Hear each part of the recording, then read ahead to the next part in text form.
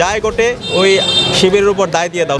এই দায় দিয়ে দেওয়া রাজনীতি থেকে আমাদের বেরিয়ে আসতে হবে। শিক্ষার্থীরা স্বতঃস্ফূর্তভাবে আমাদেরকে গ্রহণ করছে, সেগুলো দেখে অনেকে ঈর্ষান্বিত হচ্ছে। নারী প্রার্থী আছে, তাদেরকে বিভিন্নভাবে সাইবার বুলিং করছে। তারা একটু আইডেন্টিফাই করেন, একটা নির্দিষ্ট গোষ্ঠীকে খুঁজে পাবেন। আমরা আজকের মতো প্রচারণা শুরু করেছি। আমরা শিক্ষার্থীদের কাছে যাচ্ছি প্রতিদিনের মতো। আজকে সোশ্যাল সায়েন্স ফ্যাকাল্টির সামনে দাঁড়িয়েছি। ফ্যাকাল্টির শিক্ষার্থীদের তাদের প্রত্যাশার কথাগুলো শুনছি এবং সেগুলো নোট নিচ্ছি। আমরা শিক্ষার্থীদের স্বতঃস্ফূর্ত রেসপন্স দেখতে পাচ্ছি এবং আমরা আশা করছি আমাদের যে জোট, ঐক্যবদ্ধ শিক্ষার্থী জোট, সেই জোটের ওপর শিক্ষার্থীরা আস্থা রাখছে। আমাদের যে নেতৃত্ব, আমাদের যে সততা, আমাদের যে দক্ষতা এবং গত 1 বছর জুড়ে আমাদের যে সামগ্রিক অ্যাক্টিভিটি, এই সব কিছুই শিক্ষার্থীরা স্বতঃস্ফূর্তভাবে আমাদেরকে গ্রহণ করছে এবং আমরা আশা করছি আগামী 9 তারিখে আমরা একটা ব্যালট বিপ্লব দেখতে পাবো এবং সেখানে ঐক্যবদ্ধ শিক্ষার্থী জোটের আমরা যারা প্রার্থীরা আছি তাদের উপর শিক্ষার্থীরা আস্থা রাখবে এবং আমাদের সবার আশা করছি ভূমিদজ বিজয় হবে। আর এর বাইরে আমরা দেখতে পাচ্ছি আমাদের এই যে রেসপন্স, শিক্ষার্থীদের আমাদের প্রতি তাদের প্রত্যাশা, আমাদের যে আকাঙ্ক্ষা, সেগুলো দেখে অনেকে ঈর্ষান্বিত হচ্ছে। তো ঈর্ষান্বিত হয়ে তারা আমাদেরকে মোকাবেলা করতে না পেরে তারা বিভিন্নভাবে আমাদেরকে অনলাইনে বিভিন্ন ফেক অ্যাকাউন্ট থেকে, বিভিন্ন বট আইডি থেকে ক্রমাগত অ্যাটাক করছে। আমাদের সোশ্যাল মিডিয়া যে আইডিগুলো আছে সেখানে ক্রমাগতভাবে বিষেধগার করছে।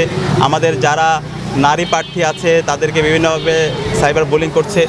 তো আমরা ইতিমধ্যে বিশ্ববিদ্যালয় প্রশাসনকে অভিযোগ দিয়েছি, লিখিত অভিযোগ দিয়েছি। এখন পর্যন্ত যে অভিযোগগুলো দিয়েছি কোনোটার কার্যকর ব্যবস্থা গ্রহণ করা হয় নাই। তো এই সব মিলে আমরা শঙ্কিত।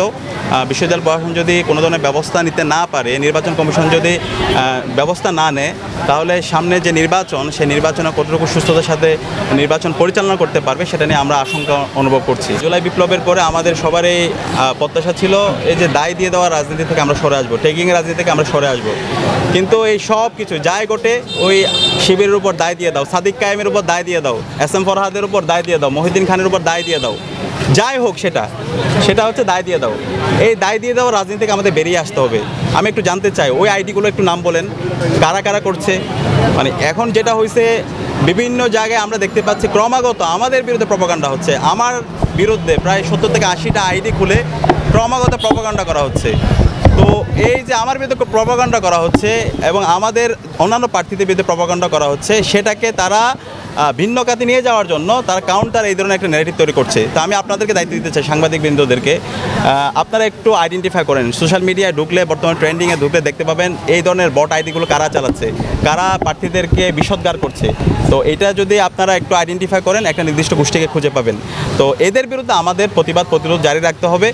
আর এই যে দায় দিয়ে দেওয়া রাজনীতি থেকে বেরিয়ে এসে যারা অপরাধী, যে অপরাধ করছে, যে নারীকে শ্লীলতাহানি করছে, যে সাইবার বুলিং করছে, এরা হচ্ছে কালপ্রিট। তাদেরকে আইডেন্টিফাই করুন, আইডেন্টিফাই করে তাদেরকে বিচারের আওতায় নিয়ে আসুন। এটা হচ্ছে আমাদের দাবি। দেশে দেশে সবার সাথে দ্য নিউজ।